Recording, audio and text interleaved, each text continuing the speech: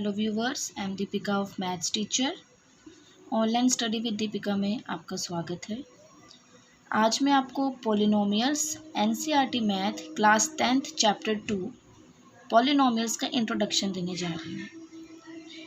आपने class 9th में algebraic expressions पढ़े होंगे। अलजेब्रिक एक्सप्रेशन कम्बिनेशन होता था उस टर्म्स का जिसमें addition, subtraction, multiplication and divisions होती थी। अब ये है पॉलिनोमियल इन वन वेरिएबल की बात हो रही है, या आप पॉलिनोमियल ही देखिए। पॉलिनोमियल वो होता है, पॉलिनोमियल इज़ अलजेब्रिक एक्सप्रेशन जिसमें मोर देन वन टर्म हो, वो हमारी पॉलिनोमियल कहलाती है। मतलब एक से ज़्यादा टर्म होनी चाहिए, वो पॉलिनोमियल होते हैं। जैसे कांस्टेंट इनटू वेरिएबल, और इसके ऊपर होल नंबर्स में जो पावर्स हैं, एक्सपोनेंट है, वो होल नंबर्स में होनी चाहिए। और होल नंबर्स हमारे क्या होते हैं? 0, 1, 2, 3 अप टू इन्फिनिटी। बट जो हमारे होल नंबर्स हैं, जो हमारे ऊपर के एक्सपोनेंट है, वो कभी भी नेगेटिव टर्म में और रूट की टर्म में नहीं होना चाहिए। क्योंकि देखो कि x की पावर 1/2 आएगी, अगर मैं 1 + √x लेती हूँ तो 1/2 नहीं होगा। पॉलिनोमियल में बस कांस्टेंट इन वेरिएबल और ऊपर होल नंबर्स होने चाहिए जो हमारी पावर्स होती है। तो दीज आर अलजेब्रिक एक्सप्रेशंस तो हैं ये दोनों, बट ये पॉलिनोमियल्स में नहीं आते। नेगेटिव टर्म्स एंड रूट की टर्म्स ये पॉलिनोमियल्स में नहीं आते। अब बात करते हैं डिग्री की। जो इसके ऊपर ये डिग्री होती है, ये क्या होती है? डिग्री क्या होता है? Highest power of variable x in a polynomial. जैसे मान लीजिए मैं फर्स्ट आपको बताती हूँ लीनियर पॉलिनोमियल के बारे में। लीनियर पॉलिनोमियल की जो जनरल फॉर्म होती है वो क्या होती है? ax + b। अब इसमें a4 है, x ये है, प्लस b, मतलब कांस्टेंट इनटू वेरिएबल। ओके, ये 4x भी हो सकता है, खाली कोई कांस्टेंट इनटू वेरिएबल है। इसमें डिग्री क्या है? 1, और इसमें भी डिग्री 1 ही है। तो जो भी डिग्री 1 की होंगी पॉलिनोमियल्स, वो लीनियर पॉलिनोमियल्स कहलाती हैं। सेकंड आती है क्वाड्रेटिक पॉलिनोमियल। ये इसकी जनरल फॉर्म है ax² + bx + c, like 4x² + 3x + 2। इसमें डिग्री 2 हो, मतलब हाईएस्ट पावर क्या है? 2, और इसमें 1 है, मतलब हाईएस्ट पावर जो भी होगी वो डिग्री 2 इसमें जो आ रही है हाईएस्ट पावर, वो क्वाड्रेटिक पॉलिनोमियल्स होती है। इसमें खाली 4x² भी हो सकता है, 4x² + 3x + 2 भी हो सकता है, 4x² भी हो सकती है, 4x² + 3 भी हो सकती है, कुछ भी हो सकती है।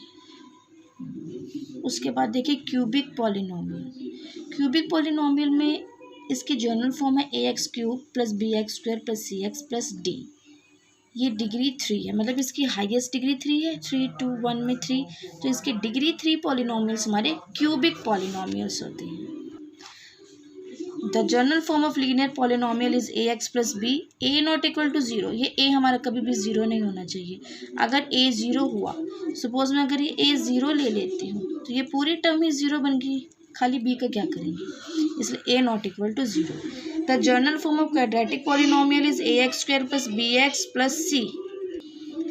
इसमें a, b, c जो है ये हमारे रियल नंबर्स होते हैं। उसके बाद हम जाते हैं third is the general form of cubic polynomial is ax³ + bx² + cx + d। इसमें भी a ≠ 0 and a, b, c, d are real numbers. अब चलते हैं हम value of polynomial at x = 1। Means क्या होता है? हमें इसमें px = 4x + 3 होता है। पुट x = 1, x की वैल्यू 1 होती है, तो हम यहाँ पे p की वैल्यू 1 रख लेंगे। 4 of 1 + 3 ये 7 हो जाएगी हमारी वैल्यू। मीन्स हम x की जगह 1 पुट करते हैं, +3 7। अगर x की वैल्यू k होती है तो ये क्या हो जाएगा? यहाँ से p of k = 4k + 3। अगली टर्म आती है ज़ीरो ऑफ अ पॉलिनोमियल। अब ज़ीरो ऑफ अ पॉलिनोमियल भी हमारी मोस्ट इंपॉर्टेंट थिंग है। इसमें क्या होता है? जैसे हम मान लीजिए px = 2x + 5 वैल्यू रखते हैं, जो इसमें हमारा px होता है वो हमारा 0 हो जाए। Value of x eight which given px will become 0। जब हमारे दिए हुए px में जब वो पी एक्स से ज़ीरो बन जाता है तो वो ज़ीरो ऑफ पॉलिनोमियल होता है। लाइक 2x + 5 = 0 अगर मैं कोई इक्वेशन ले रही हूँ तो 2x = -5 हो जाएगा और x = -5/2 हमारे पास आ जाता है। ये सब हम छोटी छोटी क्लासेस में पढ़ चुके हैं कि ये कैसे किया जाता है। तो बस यही है कि पी एक्स को हम ज़ीरो ले लें तो वो हमारी ज़ीरो ऑफ अ पॉलिनोमियल हो जाता है। उसके बाद हमारा मोस्ट इम्पॉर्टेंट जो है, जो 2.1 में यूज़ होने वाला है, geometrical meaning of the zeros of the polynomial. Geometric meaning क्या होता है? ग्राफिकल में से हम इसे ग्राफिकल से मतलब शो करेंगे। ग्राफिकल से हम कैसे करेंगे? Geometric is equals to graphical. जैसे मान लीजिए P X is equals to X plus 2 हमें दी है, तो हम कैसे करते थे इसे 9th में? आपको याद होगा, हम पी एक्स को वाई ले लेते हैं, मतलब Y is equals to X plus 2।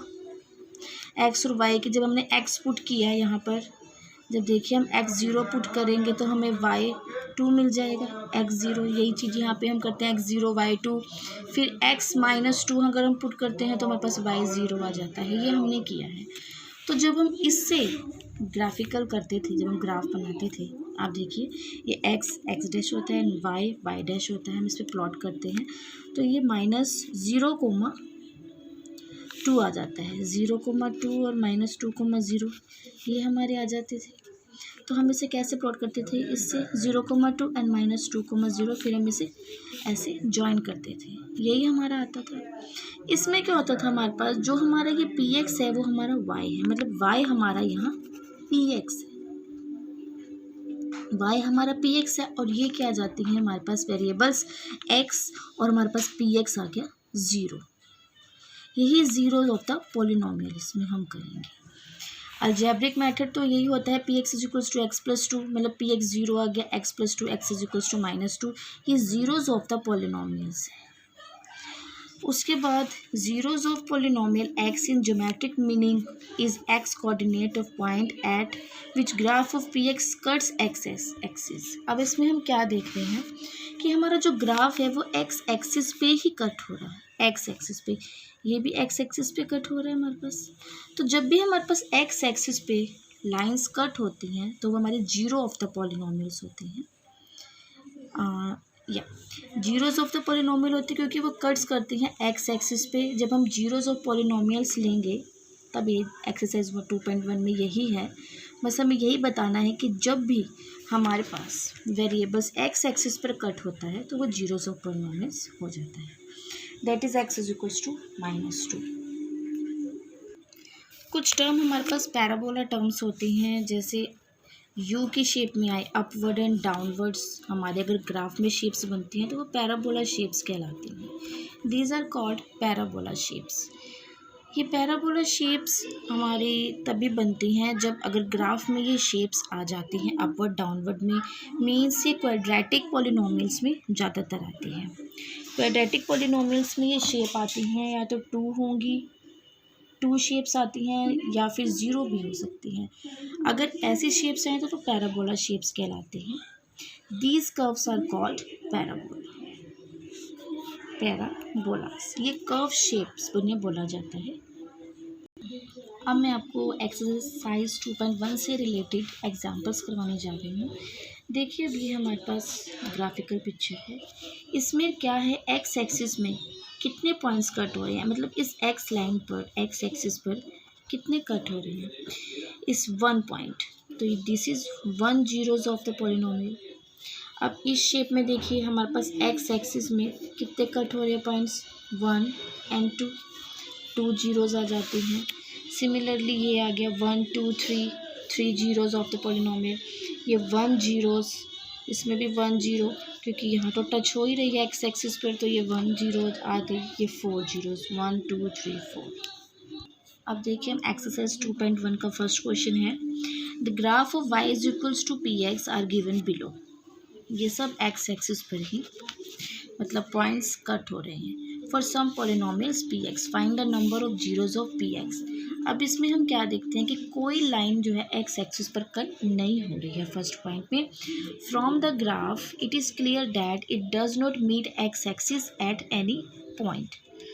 सो हम क्या लिखेंगे, therefore it has no number of zeros, यहाँ पर कोई नंबर नहीं है, नो जीरोस है। सेकंड पॉइंट में देखिए, सेकंड में इसमें एक्स एक्सिस पर 1 पॉइंट मिला है, तो हम क्या लिखेंगे, from the graph it is clear that it meets x axis eight only 1 point. X axis पर 1 पॉइंट मीट हो रहा है, so it has only 1 number of zeros. इसमें कितनी जीरोस हैं, 1 2 नंबर ऑफ जीरोस। इसमें 1 2 3 4 नंबर ऑफ जीरोस, एंड इसमें 1 2 3 number of zeros. एक और भी पॉइंट रह गया, वो भी सिमिलरली इसी तरीके से आप कीजिएगा। आई होप आपको 2.1 समझ आई हो। प्लीज़ गाइज मेरे चैनल को लाइक शेयर एंड सब्सक्राइब करें एंड बेल आइकन को प्रेस करना ना भूलें, जिससे आपको डेली अपडेट्स मिलते रहें। Thank you, have a nice day, stay safe, stay home.